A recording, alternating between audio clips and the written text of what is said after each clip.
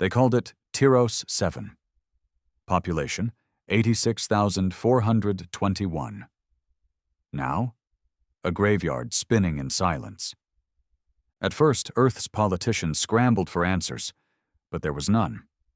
No declaration of war, no warnings, no demands, just slaughter. Whoever ordered the strike didn't want territory. They wanted to send a message, and we got it. But Earth doesn't play silent victim. Not anymore. The man watching the footage for the 27th time that week sat in a dark room inside a command carrier buried deep beneath Iceland's surface. No rank on his collar, no insignia, just a name.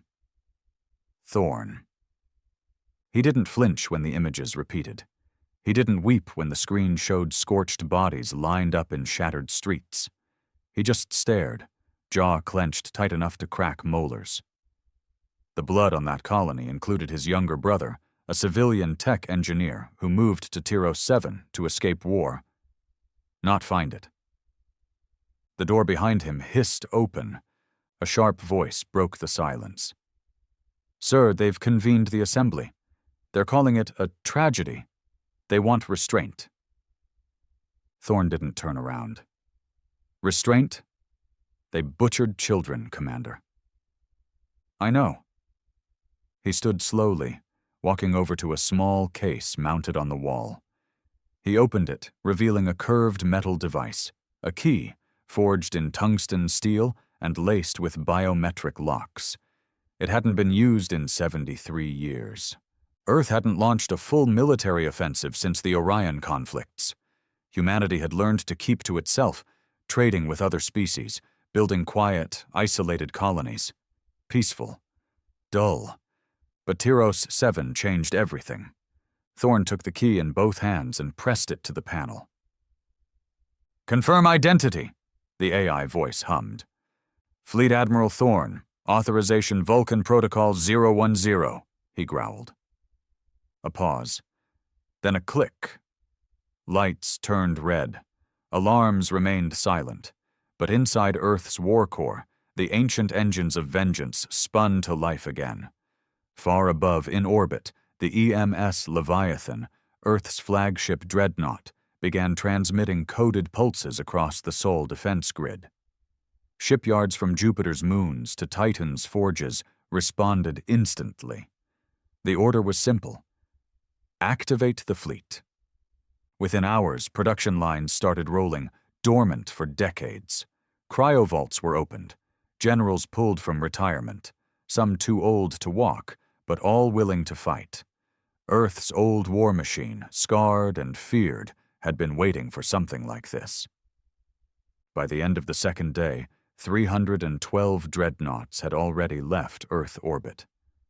Their destination? The Dryan Expanse. Their message? Vengeance. But Earth wasn't just sending ships.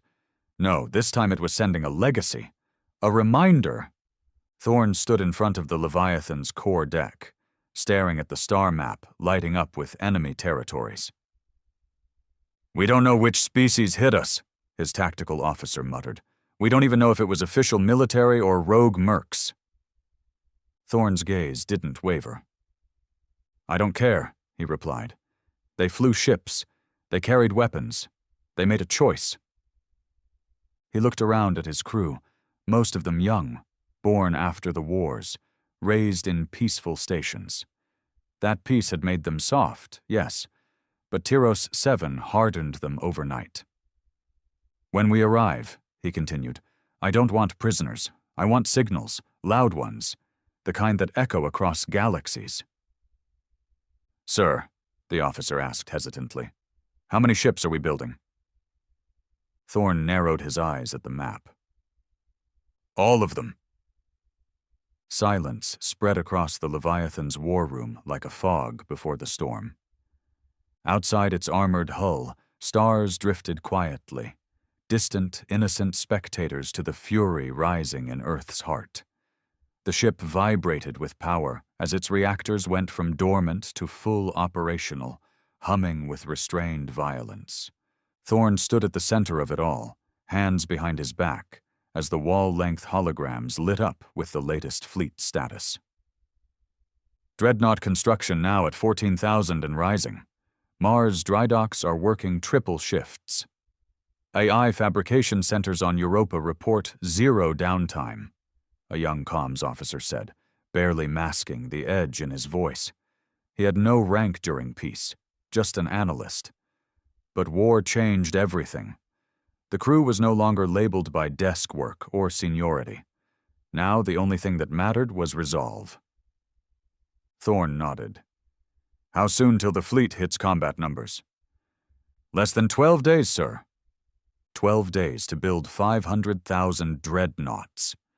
Impossible, unless you were Earth. The AI factories hadn't forgotten the old codes. They'd just been waiting. In their cores, the patterns for dreadnought-class vessels had always been there, frozen, encrypted, guarded from bureaucratic hands. Earth had feared what might happen if those blueprints ever fell into the wrong hands. Now, they were in the right ones. On day 5, the Leviathan reached the Dryan expanse.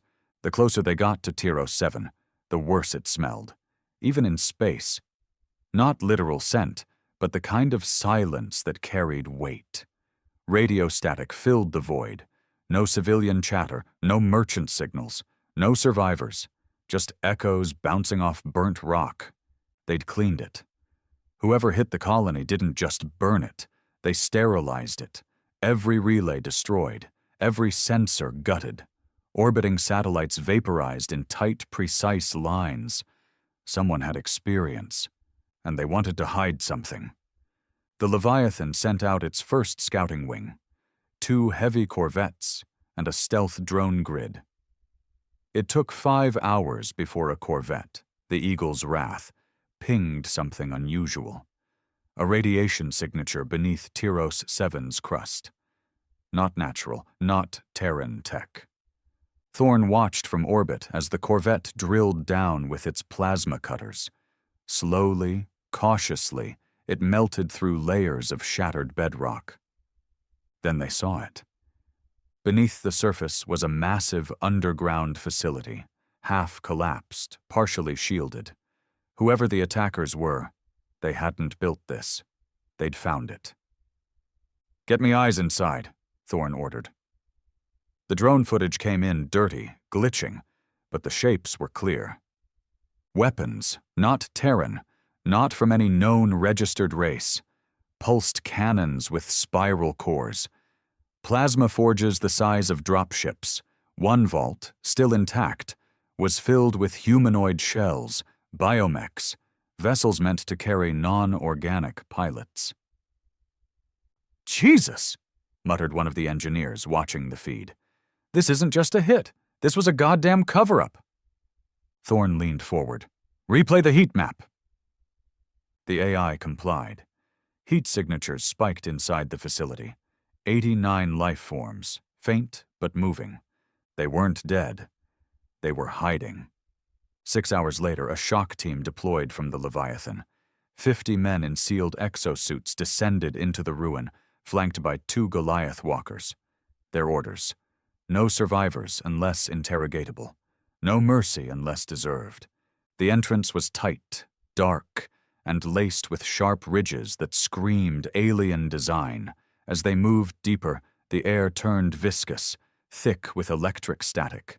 A soldier named Hardin led point. His voice crackled through the comms. "Movement, Corridor 6. Target appears insectoid. 1 meter tall, fast, not engaging." "Pursue!" the lieutenant barked. Hardin and his team moved fast. Too fast. Within seconds, the corridor lit up with blue plasma arcs. Screams followed. By the time the walkers arrived, 3 soldiers were down. Hardin's vitals flatlined on the HUD. They returned fire, vaporizing a pack of spindly, multi-limbed creatures in seconds. 1 survivor was dragged back to the surface. The thing writhed in its restraints, a skeletal figure with stretched skin and blackened eyes, somewhere between flesh and machine. Its voice wasn't vocal. It transmitted pure, cold digital signal. Thorn stood over it in the interrogation chamber. "Why Tiros 7? He asked flatly. The thing twitched. "Corruption. Silenced," it replied, voice a crackle of feedback. "Experiment? Should not exist." "Who gave the order to strike?" Thorn demanded. The creature spat oil and static. "No order." Cleansing. Thorn's face remained unreadable. He turned away. "Seal the chamber." The guards obeyed. The thing began screeching in garbled binary. Then the door locked shut. And Thorn flooded it with antimatter gas. No trial, no hesitation. By day 7, Earth's fleet had grown tenfold. From Luna to Neptune's ice rings, Dreadnoughts rolled off assembly lines. Every ship carried a name, etched in titanium across the hull. Cities that fell, colonies lost, heroes buried without honors. They were not just ships. They were gravestones with engines. Thorn's personal command ship, a newly forged behemoth named the EMS Retribution, stood at the head of the formation. Unlike Leviathan, Retribution didn't carry diplomats or scientists. It was designed for war, nothing more. Inside its briefing chamber, Earth's top military minds gathered. Admiral Boone, scarred from the Orion skirmishes, leaned forward. "We found traces of particle residue matching old Coalition weapons." General Mira, old, sharp, and merciless, snorted. "Coalition denied involvement in Tiros 7. They issued condolences. They're playing politics." Boone stared at the report. "But if they knew something was buried under Tiros 7... "Then they allowed the slaughter," Thorn finished. His voice dropped. "Or ordered it." Silence filled the room. A line had been crossed. If the Coalition, or any species within it, sanctioned the cleansing of a human colony to hide secrets, then treaties were meaningless. There was no court to appeal to. No negotiation left to be made. Only war. Day 10.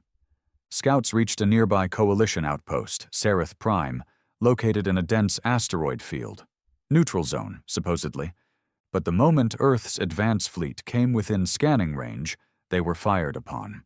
No warnings, no hails, just plasma and railgun fire. Earth responded in kind. The battle lasted 6 minutes. Sereth Prime was erased.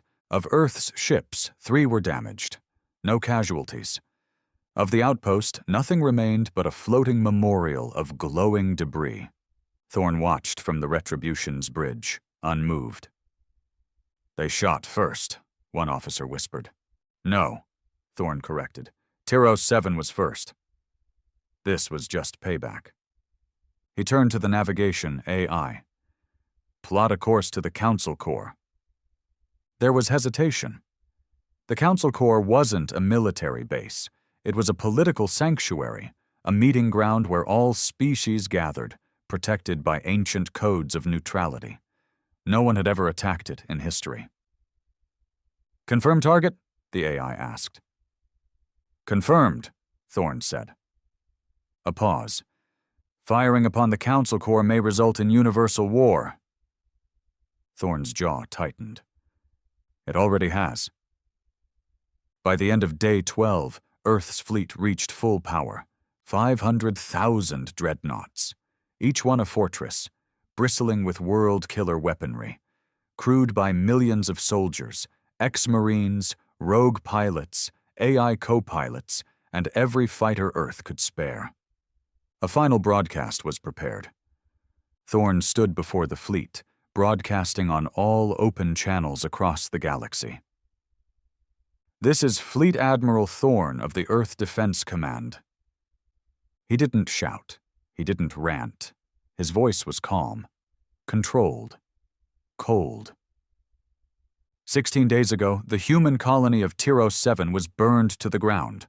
No warning, no survivors, no claim of responsibility. He paused. Earth asked for answers. None came. We found only silence and deceit. We discovered black sites buried beneath our soil, facilities never meant to be seen." His eyes narrowed. "You covered your tracks with fire and screams. Now, we return the favor." He stepped back. "All Earth forces are hereby released from all peacetime restrictions. Targets are no longer limited to military installations. Any world harboring knowledge or sheltering those behind Tiros 7 will be treated as complicit." Thorn stared straight into the lens. "We are not asking for justice. We are taking it." He ended the broadcast, and across space, the 500,000 dreadnoughts began to move, not as soldiers, but as executioners. They thought Earth would blink. They thought the speeches were just threats, bark without bite. The Galactic Council had seen countless outraged species before, protesters, ambassadors waving ethics charters and empty ultimatums. Even during the Orion riots, humanity had held back, always restrained by politics or fear of annihilation. But this time, the silence from Earth was different. There was no debate in their channels, no pleas for mediation, no representatives begging for fairness. Just that fleet, 500,000 dreadnoughts, burning through the void like a plague in formation. And then came the first strike. The planet was called Jarnis 4, a rich world just inside coalition borders. Population, 3.2 billion. Mostly neutral species, traders, educators. They considered themselves unaffiliated, not fighters, not responsible. They were wrong. Deep under Jarnis 4's university system, Earth's recon AI picked up encrypted archives, hard-proof transmission records traced back to the Tiros 7 massacre. Data showing that Jarnis administrators received warnings days before the colony was hit, and did nothing. They didn't warn Earth. They didn't lift a finger. So Thorn did. The fleet gave them 12 hours. 12 hours to evacuate or surrender the ones responsible.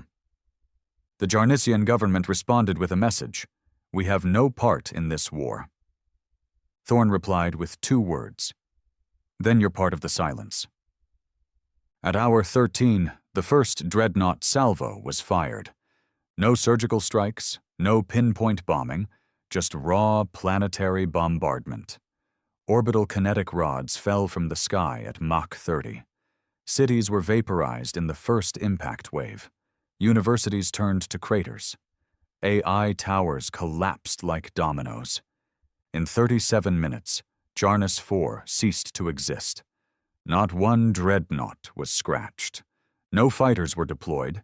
It wasn't a battle, it was a lesson. The galaxy took notice. The Council finally responded. A formal summons was sent to Earth. Cease hostilities immediately. Return to the negotiation table. Failure to do so will be considered a declaration of war upon all member species. Thorn didn't reply. Instead, he turned to General Mira. "Where are the next targets?" he asked. She tapped her console. "We traced at least 6 species involved in black site operations near Tiros 7, all within coalition territories. One of them, the Valari Ascendancy, had ships near the colony 2 days before it was wiped. Coordinates? Sending them to your display." Thorn stared at the map. "Prepare Phase 2. Send the fleet." He paused. "And kill the relay networks first. I want them blind before we strike." The Valari Ascendancy was one of the oldest species in the galaxy, all bone-white skin and glowing yellow eyes, cloaked in layers of silk and smug superiority. They'd always viewed humans as newcomers, too emotional, too violent, too primitive. Now, they were running. The moment Earth's fleet warped into Valari space, the Ascendancy activated their planetary shields and began scrambling civilian evac ships. Their grand halls of learning, once filled with philosophical debate about lesser species, turned into bunkers overnight. Valari fleets rose in defense. Their pride refused to let them flee without a fight. Earth didn't give them the chance. The human dreadnoughts used fire formation tactics not seen since the last great wars, splitting their battle groups into concentric rings, with AI-controlled flanking maneuvers. The result? Brutality. Valari ships were sleek, fast, and beautiful, but fragile. Their shielding couldn't handle Earth's hyperkinetic slugs and smart mines. Their plasma beams couldn't pierce dreadnought armor reinforced with neutron-forged alloys. In just 3 hours, the Ascendancy lost 82% of its fleet. Valari Command sent one final plea. We surrender. Cease fire. Thorn replied, Surrender implies honor. You burned civilians. No honor left. Then he gave the order. Glass it! The bombardment that followed was unlike anything the galaxy had ever witnessed. Not even during the Trion massacres or the Quasar Wars had a planet been hit with full-force orbital saturation. Not one or two, but over 5,000 dreadnoughts rained hell upon Valor Prime, the Ascendancy's capital world. The planet's crust cracked, its oceans boiled. And when it was over, a once proud civilization had been reduced to ash and regret. Inside the Retribution's war chamber, Thorn watched the after-action reports roll in. 7 worlds in 8 days, Mira said quietly. We've killed over 11 billion. Thorn said nothing. She added, Some will call this genocide. His eyes met hers, calm, cold. It's not genocide when they had a choice, he said. They chose silence. They chose cover-ups. They chose to stand next to monsters. But there were innocents. There were innocents on Tiros 7, too. Silence. You still feel anything, Admiral? She asked after a pause. Guilt? Doubt? Thorn didn't answer right away. He reached into his coat pocket and pulled out a small item, a worn-out necklace, just a piece of bent metal on a chain. Nothing fancy, nothing expensive. He ran his thumb over the engraving on it. To my big brother.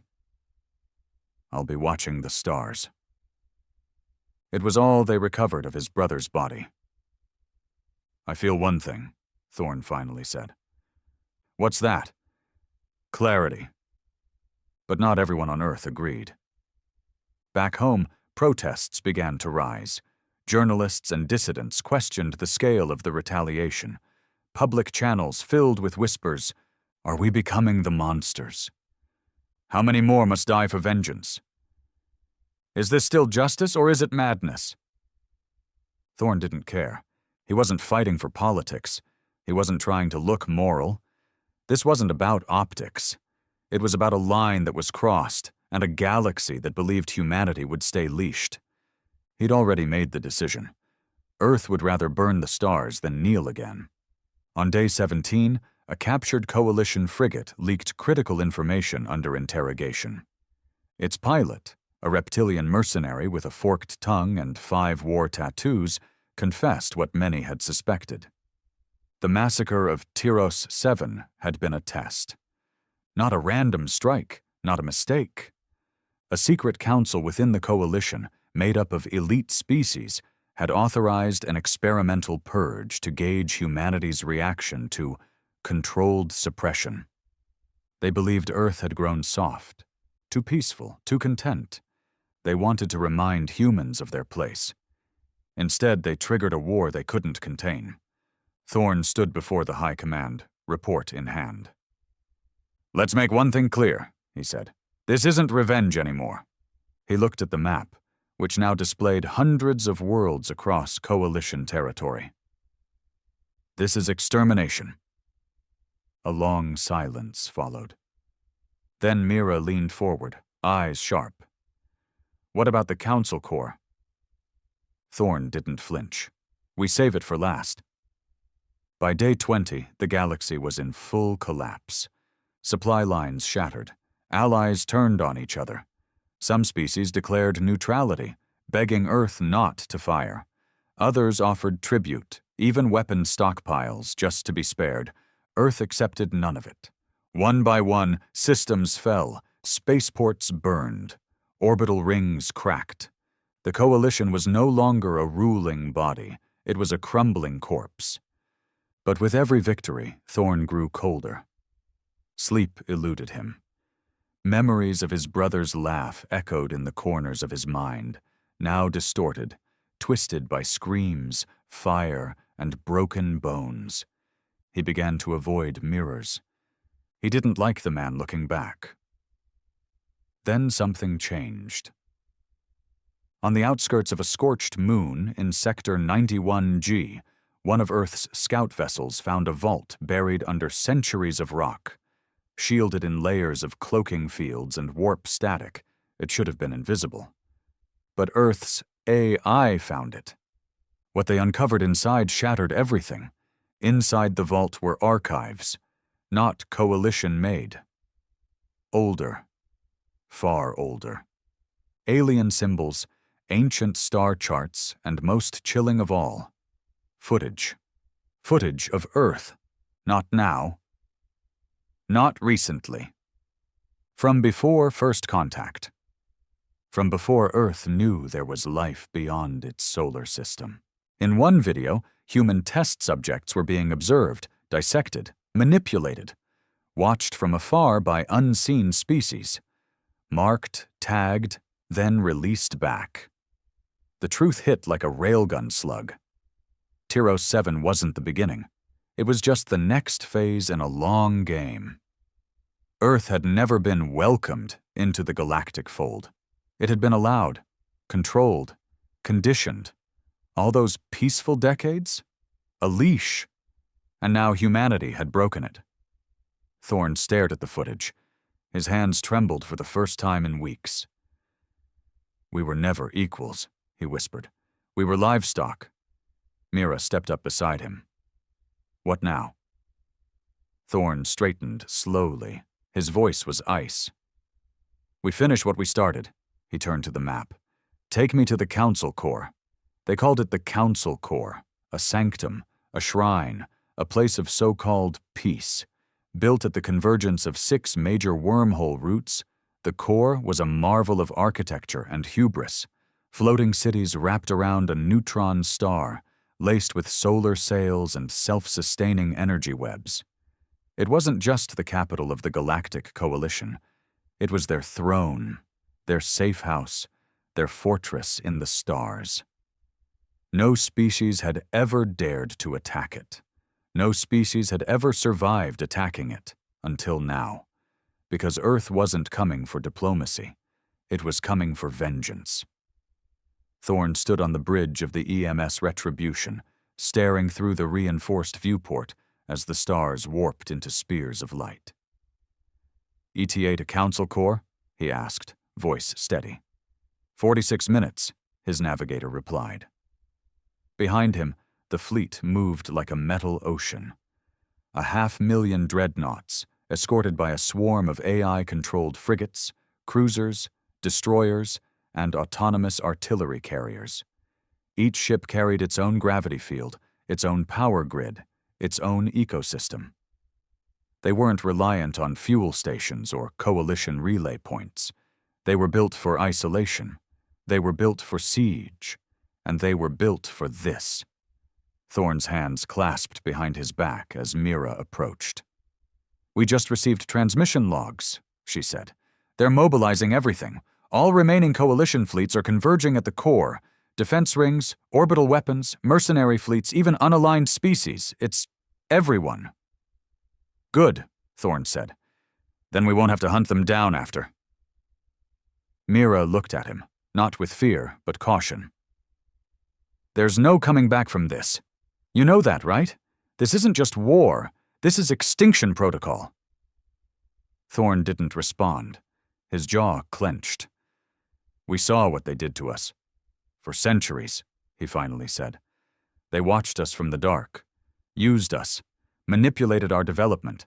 They never meant for Earth to rise. They only wanted to control it." He looked at her, eyes like steel under ice. Now they get to see what happens when their experiment fights back. As the fleet approached the Corps' perimeter, alarms blared across enemy channels. The Coalition had pulled every last ship into defensive orbit. Reports estimated over 1.2 million vessels in total, not including orbital platforms, long-range plasma arrays, shield domes, and fighter drones. They expected Earth to hesitate, to stall, to negotiate. They forgot who they were dealing with. Target rings acquired, the Leviathan's AI reported. Primary defenses active. No preemptive strike. Awaiting orders. Thorn didn't wait. All units, he ordered. Begin the burn. Form up in wall formations. Cycle EMP torpedoes. First wave, break their sky. Mira narrowed her eyes. You're going to blind them before we hit? No, he replied. I'm going to cripple them. The first volley came from Earth's outermost artillery ships. Over 30,000 torpedoes laced with high-frequency disruptors and chain-reactive shock pulses. They didn't aim for ships. They aimed for the grid. Power lines, communication towers, relay satellites, data hubs, navigation beacons. In one coordinated strike, Earth turned the Coalition's coordination into chaos. Thousands of enemy ships suddenly found themselves flying blind. Their AI co-pilots blinked out. Their targeting systems glitched. Fighters spun wildly as their magnetic locks failed. Entire battalions broke rank without orders. Earth didn't wait. It swarmed. Wave after wave of dreadnoughts slammed into enemy formations. Each one fired with brutal precision. No fancy dogfights, no cinematic spins, just relentless, crushing volleys. Coalition ships were elegant, fast, nimble. But Earth's vessels didn't care about style. They cared about destruction. Within the first 30 minutes, nearly 90,000 enemy vessels were gone. Inside the Council Corps, panic ruled. Species who had once looked down on humans as primitive were now running from their terminals, screaming in languages translators couldn't keep up with. Diplomats argued over emergency evacuation. Governors begged the AI mainframe to reroute power to shields. The Central Command Tower, a spiraling structure of obsidian glass, trembled under shockwaves as Earth's weapons pounded the outer rings. In the deepest level of the tower sat the Inner Circle, 12 beings representing the founding races of the Coalition. They were ancient, arrogant, and now terrified. "This is madness," one of them hissed, its mouth quivering. "They're animals, brutes." "No," another muttered. "They're free." Back on the Retribution, Thorn watched the battle unfold like a surgeon over a cadaver. "They're trying to retreat," Mira noted. "Thousands of ships breaking orbit. Corps commands pulling its elite out." "Let them," Thorn said. "You're going to let them escape?" "No," he said. "I'm going to watch them try." He raised a hand. "Unleash the Reapers." From the dark edge of the system, Earth's sleeper fleet arrived. Stealth-class execution ships designed for one thing: pursuit and annihilation. Each Reaper-class destroyer carried AI-piloted hyperdrive interceptors and subspace mines designed to track and rupture FTL lanes. The fleeing ships never made it far. As they tried to jump, their warp lanes collapsed mid-transit. Thousands of vessels exploded in silent flashes of quantum fire. Others spun out, trapped in frozen jumps, their crews screaming into nothing. The galaxy's elite fled like rats, and Earth hunted them like wolves. 3 hours into the assault, the outer rings of the Council Corps collapsed. Orbital platforms were torn from their mounts. Coalition defenders retreated into the inner sanctum. Their once pristine cities burned under atmospheric destabilizers. Shield domes flickered, then died. Civilian transports tried to escape through emergency corridors, only to be met by Earth's blockade. Some were allowed through, others were not. Mira watched silently as casualty reports flooded in. Billions, she whispered. We're going to wipe out billions. They should have thought of that, Thorn said coldly, when they thought human lives were expendable. But some of them didn't know. Just like the kids on Tiros 7 didn't know what was coming? His voice sharpened. They didn't get second chances. Why should anyone else? She said nothing, because there was nothing left to say. Finally, the Retribution broke into the core's upper atmosphere. Its cannons rotated toward the obsidian command tower. Thorn walked to the control platform. Bring the spire down, he said. But the weapons officer hesitated. They've just signaled. The inner circle is offering terms: full surrender, amnesty, resource tribute, weapons decommissioning. They're offering everything. Thorn's eyes narrowed. Did they offer anything before Tiros 7 burned? No, sir. Then let's give them the same courtesy.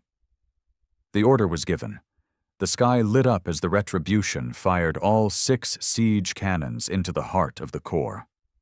The tower exploded in a bloom of white fire, debris scattering across the ruined sky like shattered bone.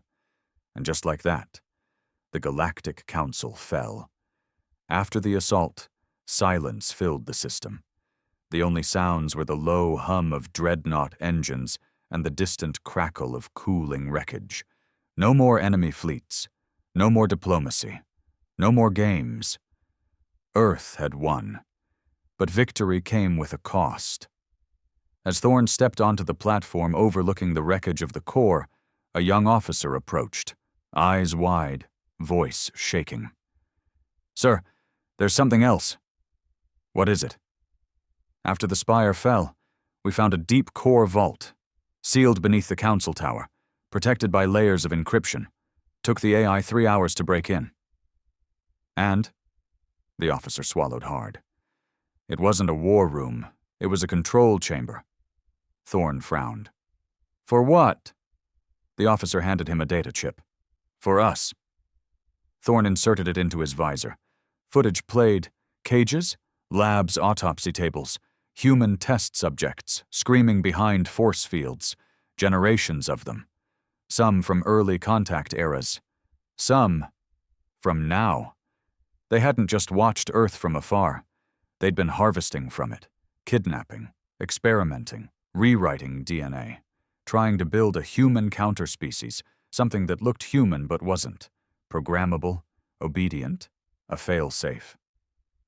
Thorn's hands curled into fists.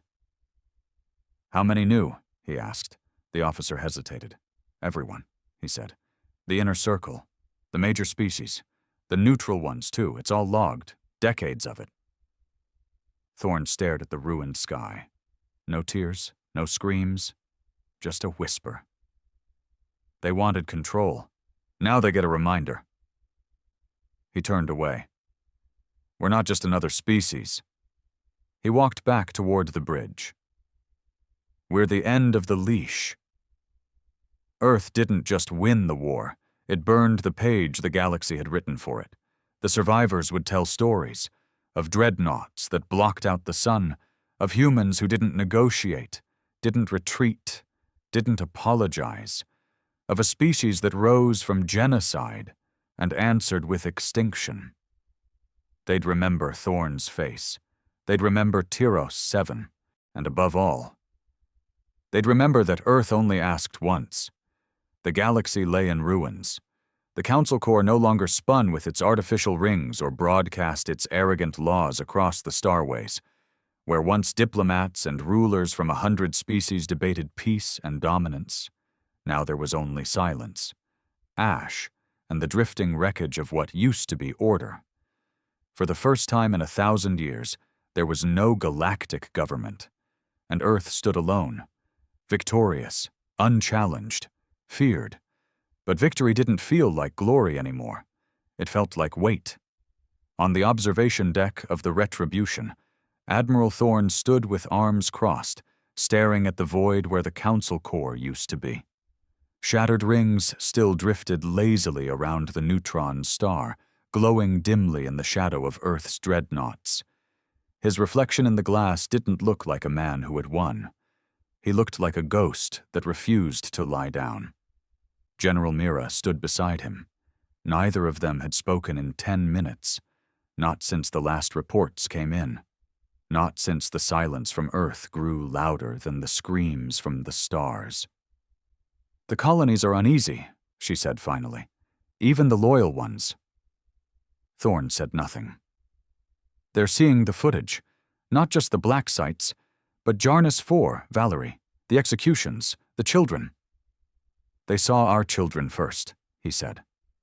"I know," she replied quietly. "But they didn't want this much fire. They wanted revenge." "Yes, but you gave them dominance."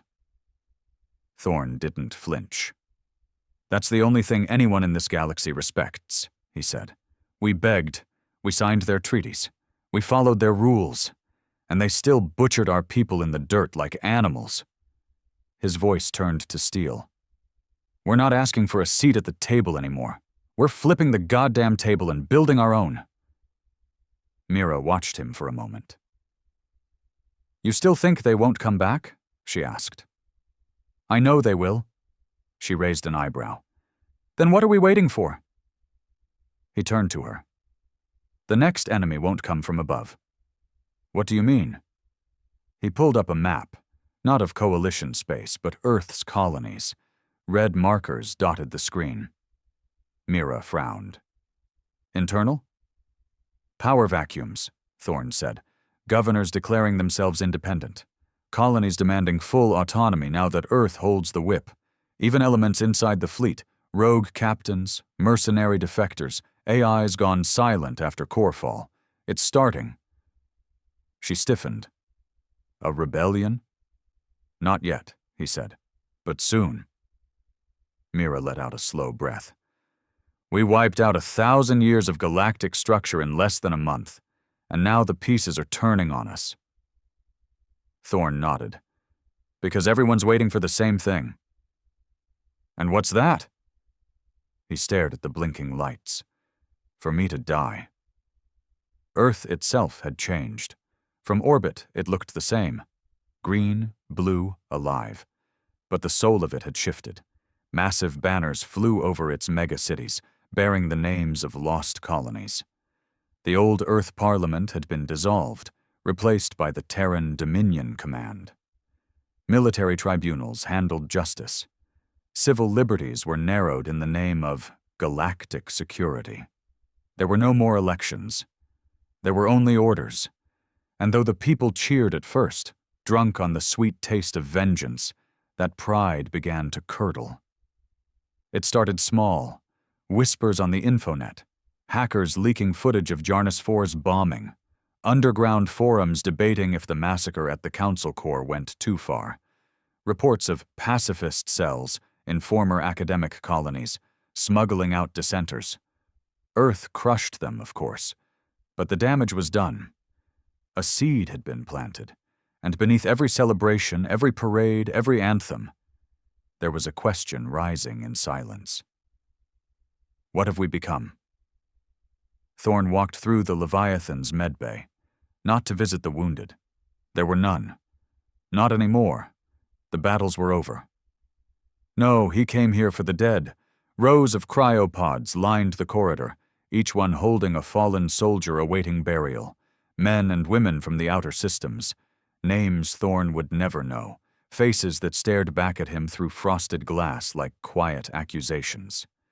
He stopped at one pod. The nameplate read, Lieutenant R. Ebron, 22 years old.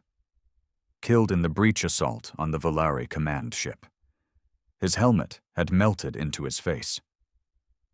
Thorn placed a hand on the pod. "They said we were weak," he whispered, "that we'd never push back." He didn't expect a reply, but sometimes the silence was worse than any scream. Later that night, alone in his quarters, Thorn finally listened to the last message his brother had sent from Tiros 7. It wasn't a warning. It wasn't fear. It was a laugh. "Hey, big brother," his brother's voice said, light and full of life. "You should see this sunset. The sky looks like it's bleeding gold across the mountains. We built a little platform at the top of Ridge 6. You'd love it. I finally feel… I don't know. Free. The voice paused. Maybe someday, when you're done being a war dog, you can come visit. Thorn closed his eyes. That message was only 4 hours before the attack. There was no time for panic. No chance for escape. Just fire. On day 40, a signal broke through the chaos, one not from Earth or its colonies, but from beyond. A simple beacon, repeating. Not coalition code, not any known race, just coordinates. A message in perfect English. You've awakened them. Now they remember Earth. Thorn's blood went cold. He ordered immediate tracing. No origin could be confirmed. But the coordinates? They pointed toward the edge of known space, a region long thought dead. No stars, no colonies, no reports. The Black Veil. Mira stood at his side again. You think it's legit? He nodded once. Yes. You think it's them? Yes. She didn't ask who he meant, because they both knew. The Council wasn't the top of the food chain. They never were. 2 days later, Earth Command received a data dump from a rogue AI satellite lost near the Black Veil. It wasn't just a transmission, it was a warning. Old footage, strange creatures, ships the size of moons, records of planetary systems turned to stone, flesh twisted into machine, cities turned into shrines made of bone and metal. It was ancient. And at the center of it all, a symbol, a circle of black stars, the same symbol found in the Council Core's deepest vaults. And then the satellite went dark. Thorn stared at the files. They're coming back, he said. Mira asked, What do we do? He turned to her, voice quiet. We finish uniting Earth, he said. Then we turn everything toward the Veil. We won't survive another war divided. And if the people resist? He didn't hesitate. Then we remind them why they needed us in the first place. Mira didn't respond, but her silence spoke volumes. By day 50, the galaxy had changed again. Earth now ruled from the ruins of the Council Core. A new citadel rose from its ashes, not built with glass and art, but forged with dreadnought hulls and scorched steel.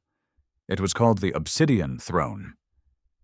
From there, Earth issued one message to the surviving races. The old order is dead. You will speak when spoken to. You will act when told. You will obey, or you will vanish. Most did. Some didn't. Earth's Reaper fleets handled those. The cost of disobedience was no longer a trade sanction. It was extinction, and yet despite the dominance, Thorn couldn't sleep. He dreamed of Tiros 7, of his brother, of Ridge 6 and that gold blood sky. But in the dream, it wasn't the colony he saw burning anymore. It was Earth, his home, crumbling under something vast and unknowable, a force older than the stars, not made of flesh, not machine, something else, something angry, and in that fire, he saw his own reflection. Smiling, he woke up shaking, not in fear, in understanding. The galaxy had made Earth into a monster, but they had forgotten something critical. Monsters have no masters, and the worst ones, they never die quietly. There was a time when the galaxy thought it understood war. Before Earth, before Tiros 7, before the silence of diplomacy shattered under the weight of 500,000 dreadnoughts. But now, even the stars seemed quieter, as if the void itself was waiting. Not for peace, but for what came after. Admiral Thorn didn't trust the quiet. He sat in his private quarters aboard the Obsidian Throne, staring at a small black object no larger than his fist. A signal core, cracked down the middle, humming with an energy that should not have existed in this part of space. It had been recovered from the rogue beacon near the Black Veil. Earth's top engineers couldn't identify the alloy. It wasn't nanometal. It wasn't even matter in the way they understood it. And yet it pulsed, with rhythm, with purpose, not a message, not a trap, a heartbeat. "Admiral," Mira's voice came through the intercom. "The council you requested is ready." Thorn didn't reply immediately. He took one last look at the artifact, then slid it into a containment vault, locked with his own DNA. "On my way," he said. When he entered the war chamber, every major faction commander stood around the circular table, hardened men and women who'd led the Dominion's conquests through 20 systems. General Mira, Fleet Commander Sharp, Director Alden of the Earth OI Integration Corps, and 12 new colonial leaders, unelected, placed, controlled, a room full of killers. Thorn stood at the head of the table, silent, letting the tension build. "What you're about to see," he said slowly, "does not leave this room." He gestured to the display. Mira uploaded the visuals. First, satellite images, unknown ship fragments floating at the edge of the black veil. They made no sense. Non-Euclidean shapes, impossible angles, structures that bent light around them like shadows had mass. Then came the audio. Static, then voices layered atop one another. Ancient, whispering in languages never spoken by any known species. Sometimes it sounded like screaming. Sometimes like prayer. Thorn spoke over the footage. "This was taken from a deep-core monitoring array 20 light-years beyond Coalition space. It went silent 2 weeks ago." Commander Sharp squinted. "What the hell are we looking at?" "Proof," Thorn said, "that we were never at the top." Director Alden frowned.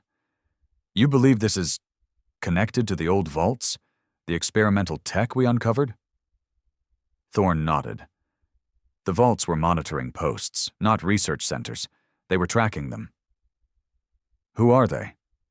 Thorn looked at each of them, then finally said the name he had only said once before. "The Architects." No one spoke. He continued. "We thought the Coalition built the galaxy's borders, the trade lanes, the wormhole routes. But they didn't. They just found them, used them, the same way we'd use abandoned roads." He pointed at the data. "These beings predate everything. The Council, the Coalition, even the wars Earth never saw. They're the ones who set the parameters, who watched us, manipulated the rise of entire civilizations, including our own." Mira leaned forward. "Why now?" "Because we shattered the script," Thorn said. "We weren't supposed to push back. We weren't supposed to win. When we burned the Council, we sent a signal." He looked up at the others. "And now they're coming." Earth's orbital defenses were the most advanced in known space. 15 planetary rings, 50,000 anti-ship batteries, hundreds of dreadnoughts stationed in rotating patrol, a fleet built to kill empires. And yet every security AI had begun flagging the same warning. Unidentified gravitational distortions detected. Source unknown. Trajectory. Sol system inner vector. At first it was brushed off. Asteroid belts shifting. Dark matter flux, the usual. Then the stars started disappearing. Literally. Black holes? Number. There was no gravitational lensing. No radiation trails. No predictable behavior. Just darkness. Moving. And approaching. On day 62, a massive flash lit up the system's edge. It wasn't an explosion. It was arrival. An object the size of a small moon appeared on the fringe of human territory. Not through a jump gate, not with FTL drives. It just was. Like it had always been there. The Dominion named it Obelisk 1. It didn't respond to hails. Didn't move. Didn't scan. Didn't speak. It simply existed.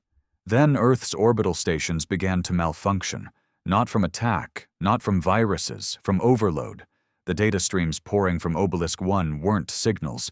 They were thoughts, Raw, incomprehensible information. Terran AIs went insane. Some self-terminated. Others began broadcasting nonsensical warnings. We were the clay. They will return the flesh to the forge. You broke the garden.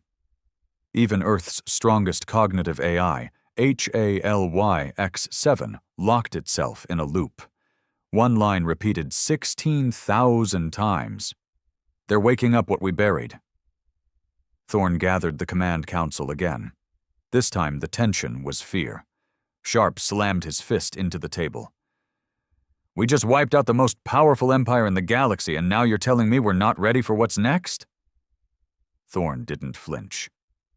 We're not. Alden's voice was tight. How much time do we have? Thorn didn't answer, because the answer was already on every screen in the room. Obelisk 2 had arrived, then 3, then 4. Within 48 hours, 9 more appeared, each one in a different sector of Terran space, unmoving, silent, watching. You think this is a countdown? Mira asked. I think it's a choice, Thorn said. They're not attacking. Not yet. They're seeing what we'll do. And what if we do nothing? Someone asked. Thorn looked out the window. Then we go extinct. But Earth didn't kneel. It never had. On day 68, the Dominion launched Operation Forge Fire, a coordinated offensive meant to probe, test, and, if possible, destroy the obelisks. 12 Dreadnoughts engaged the closest one in Alpha Sector. Their weapons did nothing, not even a scratch, not even a reaction, until one Dreadnought drifted too close, and then it vanished. No explosion, no wreckage, no distress call, just gone. Forge fire was terminated immediately. Thorn stood in the command hall, facing dozens of monitors. He had never looked older. What the hell are they? Mira whispered. Thorn's voice was raw. They're reminders. Of what? That we were never gods. Late that night, Thorn returned to the containment vault. He opened the case with the black artifact, the one still pulsing. He stared at it for a long time. Then did something he hadn't done since the war began. He prayed, not to a god, but to the memory of his brother. I'm sorry, he muttered. I tried to protect them. I tried to make them afraid of us. I thought if they feared us, no one would ever hurt us again. The artifact pulsed brighter. Thorn leaned in. Tell me what you are. And for the first time, it whispered back. The whisper wasn't sound. It wasn't even language. It was a thought, a memory not his own. When Thorn touched the artifact, the world slipped sideways, not violently, not with chaos, but in silence. He wasn't in the vault anymore. He wasn't anywhere. It was darkness, endless, cold, quiet, and then stars. But not like the ones he knew. They pulsed in patterns. Formations not random, but structured, artificial. Like someone, or something, had designed the sky like a blueprint. We are the origin. You are the fracture. The voice wasn't a voice at all. It bypassed hearing. It bypassed logic. It arrived fully formed inside his mind, like a memory long buried, only now remembered. He couldn't move, couldn't breathe. He didn't need to. We planted the seed in your world when it was ash. Before your kind could walk, we mapped your growth. Images flashed through him, not before his eyes, but through him. Primitive earth, fire, mountains cracking open, black machines descending from the clouds, embedding long stalks into the crust. You were not meant to awaken. Your flame burns too hot. And then came the final image. Earth, surrounded by a halo of white light, imploding in reverse, everything vanishing into a pinpoint of silence. He gasped. His body snapped back into reality, knees slamming to the cold floor of the vault. The artifact was still there, still humming. But now, he understood. The obelisks weren't weapons. They were harbingers. They didn't destroy civilizations. They ended experiments, and Earth had failed containment. 2 hours later, Thorn stood in the Obsidian Throne's main command tower, drenched in sweat, blood dried on his lip where he'd bitten down during the vision. Mira met him at the lift, eyes sharp. "We've received confirmation. Obelisks 9 and 10 have entered Saturn's orbit. The fleet's on standby." Thorn ignored her. "Prepare the full Dominion broadcast array. I want every ship, colony, AI mainframe, and governor listening." She blinked. "What are you—" "Now, Mira." When the broadcast cut in, Dominion citizens across 1,000 systems froze. Screens went black.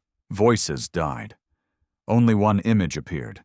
Admiral Thorn, eyes rimmed with red, jaw like iron, standing before the Terran flag. "This is not a war speech," he began. "This is a reckoning."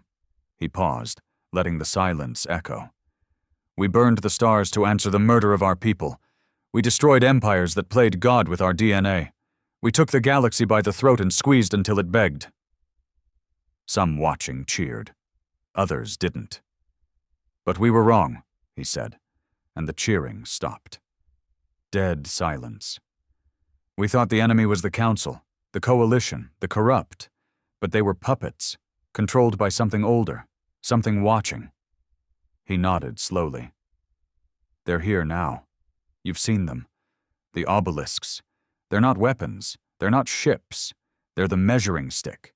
They exist to determine if we're worth continuing, or if the slate needs to be wiped clean." He stepped closer to the lens. "I don't know if we can win this. I don't even know if winning means surviving." Another pause. "But I know one thing. If this is our final hour, we won't go quietly. Earth was never made for quiet." He raised his fist. "We are the fire they feared. And if we are to be erased, we will burn bright enough to blind the ones who come after." He ended the feed, then turned to Mira. "I want every rogue fleet reactivated, every dormant AI integrated, every civilian draft authorized, full martial lockdown across all core colonies." Mira's jaw tightened.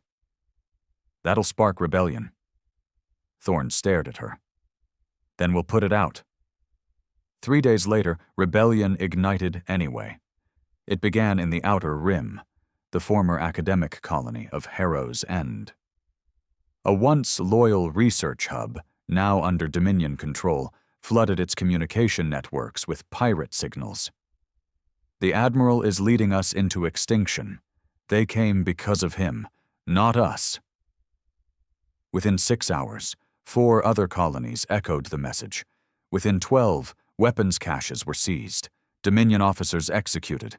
Within 24, Earth's supply lines began to bleed. Mira entered Thorn's command chamber mid-transmission.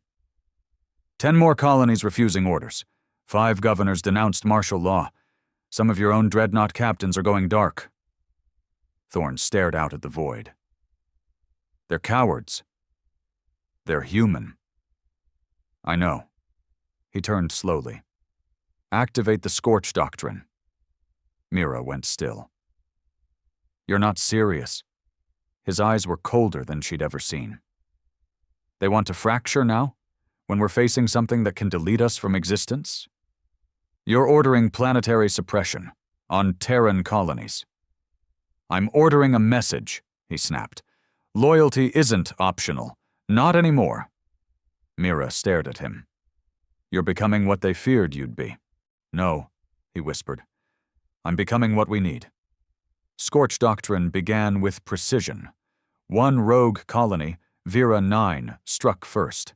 Its defense grid fired on a Terran cargo hauler trying to land. Thorn responded with orbital strikes. Minimal, calculated.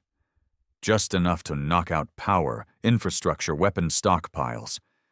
But when Vera 9 retaliated again, this time with biohacked drone swarms, Thorn escalated. Full bombardment. Within hours, Vera 9 was gone. Mira watched from the command deck, her voice low. "We just turned one of our own into another Tiros." Thorn didn't respond, because deep down he knew it was happening again. The line he'd sworn never to cross, the one that separated revenge from genocide, was now blurred. Justified. Necessary. That's what he told himself. But the ghosts were louder now, especially one, his brother, in dreams, not screaming, just disappointed. On day 75, Earth's AI core detected something impossible. Obelisk 1 had moved, not drifted, jumped, from the outer rim of Sol to direct orbit around Earth. The moon dimmed in its shadow. Oceans swelled under its weight. Panic spread across the planet before any order could be given. People began fleeing cities. Riots broke out. Power grids surged with overloads from fear-induced hypertraffic. Children wept under red skies as the monolith blocked out sunlight. And then, a beam of light struck the surface. Not an attack. A scan. 7 minutes long. After which the sky returned to normal. No ships moved. No words came. Just one universal broadcast. No voice. No language. Just a countdown. 30 days. Mira stared at it in silence. What happens at 0? Thorn answered without blinking. The architects decide if we're a virus or something worth preserving. She turned to him. And if they choose wrong? Thorn looked back at Earth, his planet trembling under the weight of gods. Then we teach them what it means to fear their own creation. Day 76. Countdown, 29 days. Earth had never felt smaller. From orbit, it looked like it always had. Blue, alive, resilient. But in the shadow of Obelisk 1, Earth looked like a candle under a boot. The monolith hung in the sky like the judgment of a silent god. Not moving, not responding, just waiting.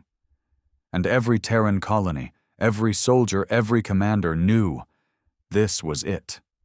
The final hour was upon them. Admiral Thorn hadn't slept in 2 days. There was nothing left to prepare, nothing to strategize. The Dreadnoughts were in position. The colonies were locked down under martial law. AI command systems were synced under one voice. His. And still, it didn't feel like enough. He sat alone in the war chamber of the obsidian throne, staring at the countdown that now hovered in the center of every Dominion screen. It wasn't just a number, it was a verdict. They hadn't fired a shot, hadn't sent a fleet. No demands, no instructions, no ultimatums. Just time. And time, Thorn knew, was the cruelest weapon. Behind him Mira entered, eyes sunken, uniform stained with ash from the rebellion on Vega 4. You should rest. He didn't look at her. Not yet. Sleep won't kill you, Admiral. No, but weakness will. Mira walked to the center display. Dozens of Terran colonies flickered red. Tensions were boiling over. Food riots, insurgent broadcasts, underground groups claiming the obelisks were gods, and Thorn was the reason humanity was cursed. They don't believe we can win, she said softly. They're not supposed to, he replied. They're supposed to survive. She paused. That's what this is about, isn't it? Thorn finally looked up. What? You're not planning to win. He said nothing. You're planning to hold them back long enough for what's left of us to escape. His silence was all the answer she needed. You're building a future without you in it. Thorn leaned forward, fingers steepled, voice quieter than she'd ever heard it. They're not enemies, Mira. Not in the way we understand it. The architects don't conquer. They erase. They cleanse timelines, realities, civilizations that don't fit. Like viruses. He nodded. They don't care about borders or weapons. They don't even hate us. We're a failed equation. So why haven't they done it yet? Because somewhere inside their code, there's still a protocol, observation, evaluation, a test. Thorn nodded. And we've got 29 days to pass it. Mira stepped closer. Then what do we do, Admiral? His jaw tightened. We show them something they've never seen before. Day 79. Countdown 26 days. In the outer orbit of Pluto, Earth's most dangerous experiment was awakened. Project WIDOW, Weaponized Interdimensional Observation Weaponry. It wasn't a bomb.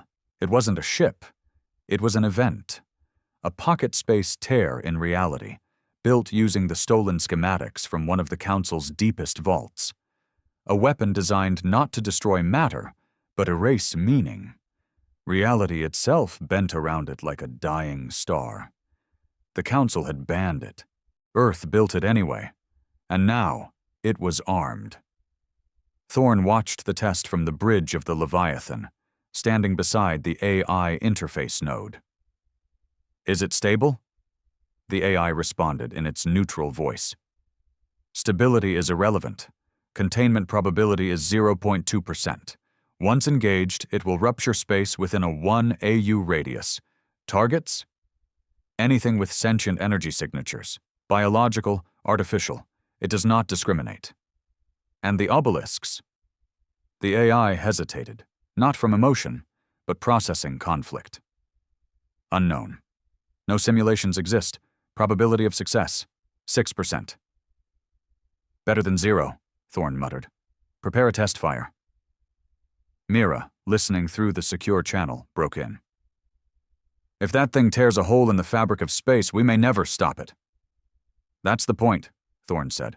We'll lose half the solar system. We've already lost everything else. Silence. Then, she said what neither of them wanted to admit. You're playing God now. No, Thorn replied, eyes locked on the black screen where Obelisk 1 hovered. I'm just showing one what a human God looks like. Day 81, countdown 24 days. The test fired, and space screamed. No sound, no shockwave, just a folding, like the universe had crumpled around a single invisible fist. Particles evaporated mid-flight. Satellites disappeared. Light itself bent unnaturally, then snapped back. The rupture lasted only 23 seconds. But when it ended, the far side of Pluto was gone.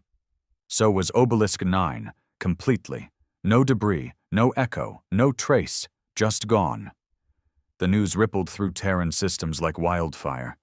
The architects could be touched, maybe not destroyed, but moved, erased. And in that truth, a terrible hope bloomed.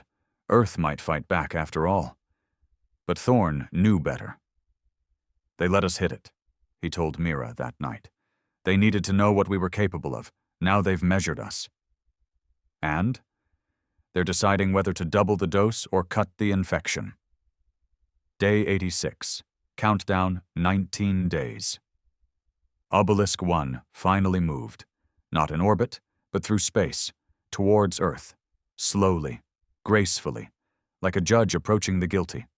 Thorn deployed every fleet, every dreadnought, every AI-controlled formation. He gave them one order.